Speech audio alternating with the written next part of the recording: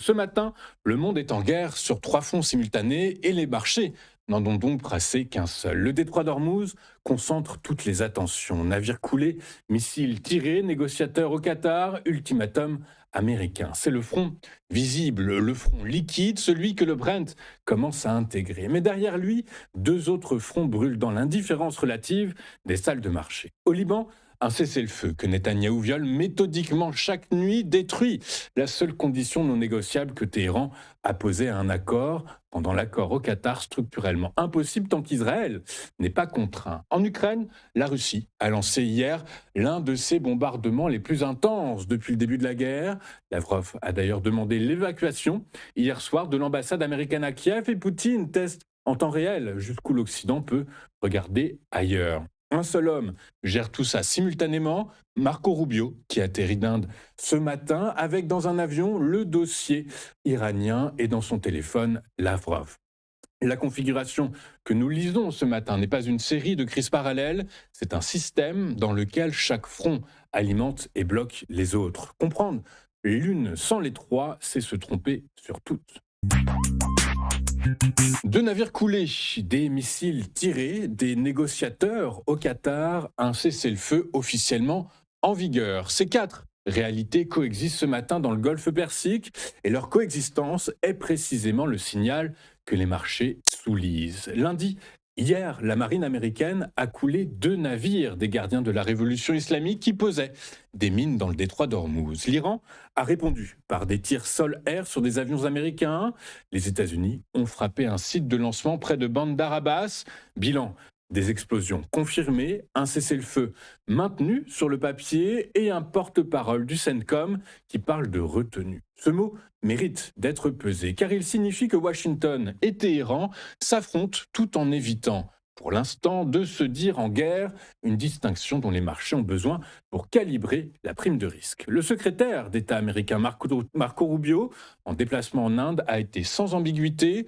Le détroit d'Ormuz sera ouvert d'une manière ou d'une autre, a-t-il dit. Ce n'est pas une formule diplomatique, c'est un ultimatum commercial habillé en communiqué de presse.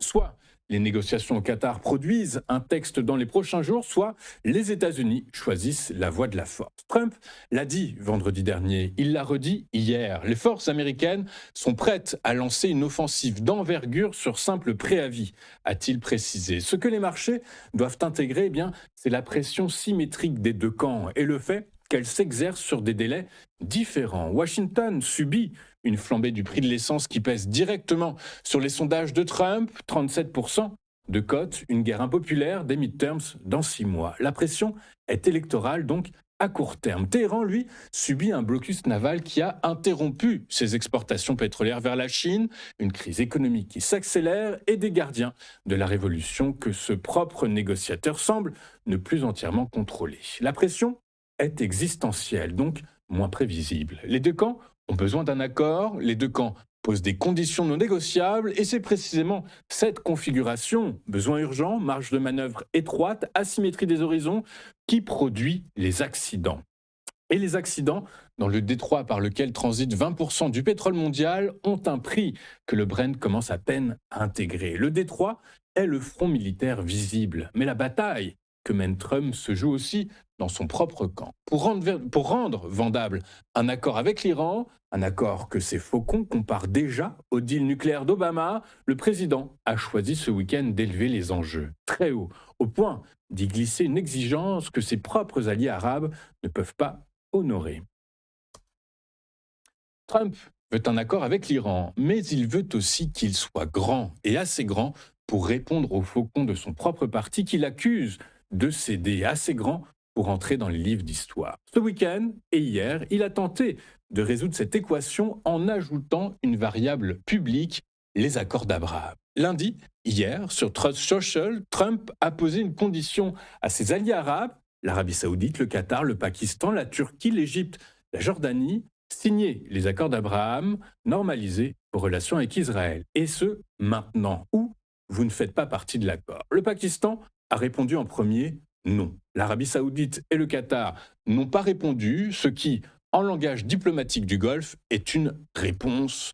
Ce mouvement n'est pas une erreur de calcul. C'est une manœuvre politique intérieure dont la mécanique est extrêmement lisible. Ted Cruz, Roger Wicker, Lindsey Graham, Mike Pompeo, John Bolton, les faucons républicains avaient attaqué l'accord en cours de négociation, le comparant au deal nucléaire d'Obama signé en 2015 et dit les accords de Vienne. Trump leur a offert un contre-récit, non plus une capitulation, mais le plus grand accord diplomatique de l'histoire du Moyen-Orient. Graham, qui critiquait encore vendredi, a salué hier une idée tout simplement brillante, a-t-il dit. Le pivot a pris moins de 48 heures. Cette surenchère a un coût opérationnel direct que les marchés peuvent mesurer.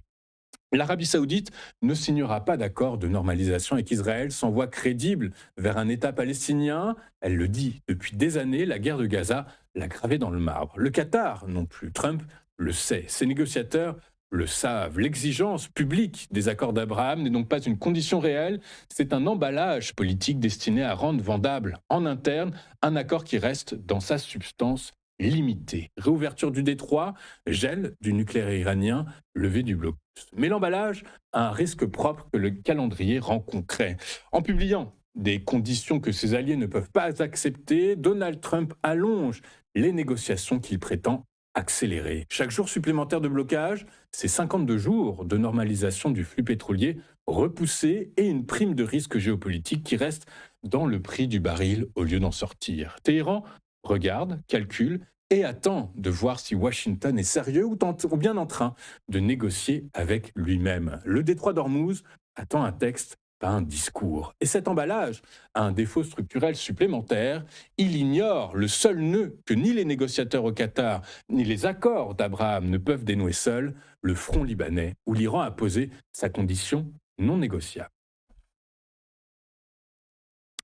Il y a un cessez-le-feu, rappelez-vous, au Liban depuis le 16 avril dernier. Hier soir, Benjamin Netanyahou, Premier ministre israélien, a ordonné à son armée de porter au Hezbollah un coup fatal. Ces deux phrases coexistent. C'est le nœud central de toutes les négociations en cours et il est pour l'instant insoluble. Les forces de défense israéliennes ont frappé la vallée de la Bekaa, l'est du Liban et plusieurs autres régions. Le Hezbollah a riposté avec 22 attaques de drones et de roquettes. Depuis la signature de cessez-le-feu, plus de 400 Libanais sont morts sous les bombardements israéliens, selon le ministère libanais de la Santé. 10 soldats israéliens ont été tués, 1 million de personnes ont été déplacées. C'est ce à quoi ressemble un cessez-le-feu qui tient sur le papier. La conséquence géopolitique est directe et elle percute de plein fouet les deux dossiers que nous suivons ce matin. L'Iran pose une condition non négociable aux négociations au Qatar, un cessez-le-feu complet sur tous les fronts de la guerre régionale, Liban inclus. Or, le gouvernement israélien s'y oppose formellement. Netanyahou intensifie. Les ministres d'extrême droite, Bezalel, Smotrich et Itamar Ben-Gvir réclament d'étendre la campagne jusqu'à Beyrouth. Le président libanais, lui, Joseph Aoun, exige un retrait total israélien du sud du Liban, une demande qu'Israël n'a aucune intention d'honorer avant les négociations de Washington la semaine prochaine. C'est le paradoxe que ni Trump ni Rubio ne peuvent résoudre par communiqué. Un accord qui laisse le front libanais ouvert ne satisfait pas Téhéran. Un accord qui ferme le front libanais ne satisfait pas Netanyahou. Et Marco Rubio, qui parlait encore ce matin de quelques jours supplémentaires depuis son avion en route depuis New Delhi négocie avec une horloge que le Liban accélère à chaque frappe. Israël et l'Iran sont en guerre, vous le savez, depuis le 28 février. C'est une frappe israélienne qui a tué le guide suprême Ali Khamenei, déclenchant toute la séquence actuelle. Le Hezbollah est le bras armé de Téhéran au Liban. Demander à Téhéran de signer un accord de paix pendant que ce bras se fait amputer, c'est lui demander de capituler sur un front qu'il n'a pas perdu et qu'il perçoit comme son dernier levier de pression. Les négociateurs se retrouvent donc à Washington la semaine prochaine. Ce qu'ils ne trouveront pas à Washington, c'est une solution au Liban. Et sans solution au Liban, il n'y a pas d'accord au Qatar. Seulement un secrétaire d'État qui atterrit d'Inde pour recevoir un appel de Moscou. Le Brent n'a peut-être pas encore pricé ce que signifie une Ukraine sous bombardement maximal pendant que Washington regarde le Golfe. C'est le risque de marché le plus sous-évalué de ce matin. Voici ce qui s'est passé ce week-end et hier. La Russie a lancé l'un des bombardements les plus intenses de toute la guerre sur Kiev. Des dizaines de missiles balistiques et de croisières, des centaines de drones et pour la troisième fois depuis le début du conflit, un missile hypersonique Oreshnik à capacité nucléaire tiré sur la région de Bilatserva à 90 km de la capitale ukrainienne. Bilan 4 morts, une centaine de blessés, le musée de Tchernobyl et le musée national des beaux-arts endommagés ou bien détruits. Le 26 mai, le 25 mai, le ministère russe des Affaires étrangères hier donc a franchi un seuil supplémentaire. Il a publiquement demandé aux ressortissants étrangers et aux diplomates de quitter Kiev dès que possible, annonçant une nouvelle vague de frappes sur les centres de décision et les usines de drones. Aucun calendrier précis, une pression psychologique maximale. La France a répondu la première, hors de question d'évacuer. Le ministre ukrainien des Affaires étrangères, Andriy Sybiga, a nommé la manœuvre sans détour, chantage éhonté et exhorté les Alliés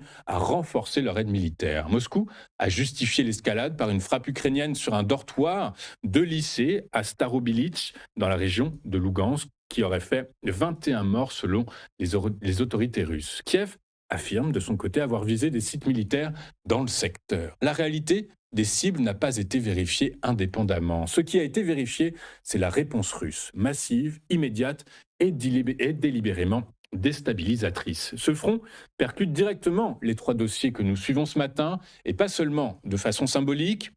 Marco Rubio négocie à la fois le détroit d'Ormuz et se rappelle de Lavrov ce 25 mai la posture américaine en Ukraine simultanément depuis le même avion. Trump veut construire un grand accord régional au Moyen-Orient pendant que Poutine, qui vient d'être reçu par Xi Jinping à Pékin la semaine dernière, teste en temps réel la résistance occidentale à Kiev. Et Zelensky, lui, avait averti dès mars que l'Ukraine faisait déjà face à une pénurie de systèmes de défense aérienne, précisément parce que la guerre contre l'Iran a absorbé une partie des capacités de production alliées. Ce n'est pas une métaphore. Les mêmes chaînes d'approvisionnement servent les 2 théâtres. 2 cessez-le-feu en vigueur, 2 fronts qui s'embrasent, un seul secrétaire d'État et un marché qui pense encore que ces crises sont séquentielles alors qu'elles sont simultanées. Marco Rubio était à New Delhi ce matin pour parler du détroit d'Ormuz. Lundi 25 mai, Sergueï Lavrov l'a appelé pour lui demander d'évacuer l'ambassade américaine de Kiev. Le même homme, le même moment, c'est la configuration que le Brent n'a peut-être pas encore dans son prix.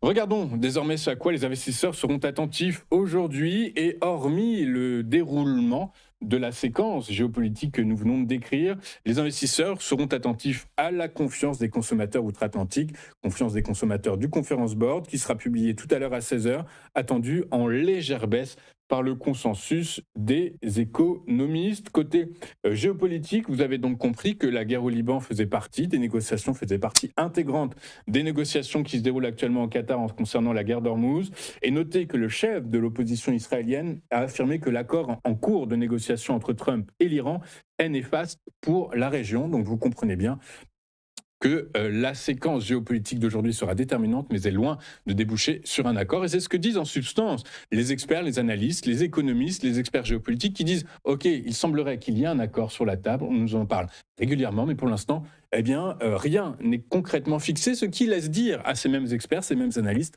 qu'en fait, en réalité, il n'y a peut-être tout simplement pas d'accord, comme le confirme Donald Trump. Mais tout ça, écoutez, c'est évidemment à vérifier et hormis ceux qui traitent ce dossier directement, il est très difficile d'avoir des informations en instantané. Tout au plus, nous pouvons vous redistribuer ce que nous savons de sources sûres et ce qui semble être évidemment une de logique implacable. Les bourses européennes, hier, ont terminé en forte hausse, soutenues par le recul des prix du pétrole et l'espoir d'une réouverture du détroit d'Ormuz qui a apaisé les craintes inflationnistes. À Paris, le CAC 40 a gagné 1,76% et le DAX 2,03%. L'Eurostock 50 a progressé de 1,92%, tandis que le Stock 600 a atteint un plus haut de 2 mois. Les investisseurs sont restés optimistes malgré les prudences affichées par Washington et Téhéran sur leurs négociations. Wall Street était fermé. Les cours du pétrole, de leur côté, ont chuté de plus de 5% hier, portés par l'espoir d'un accord durable entre les États-Unis et l'Iran pour mettre fin au conflit au Moyen-Orient. Le Brent a reculé à 98,22 $, ce qui correspond à une baisse de 5,14%. Quant au WTI, il a lui clôturé à 91,57 $, ce qui correspond à une baisse de 5,21% sur la séance.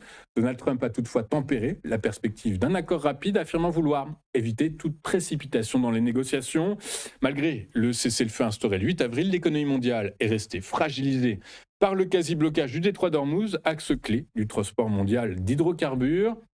Tout ce qui touchera la géopolitique, évidemment, à suivre de très près aujourd'hui. Nous allons marquer une toute première pause dans cette édition du 26 mai 2025. Et juste après, comme convenu, nous retrouverons Bernard Prats-Desclos et ses Market Movers. À tout de suite sur TF1.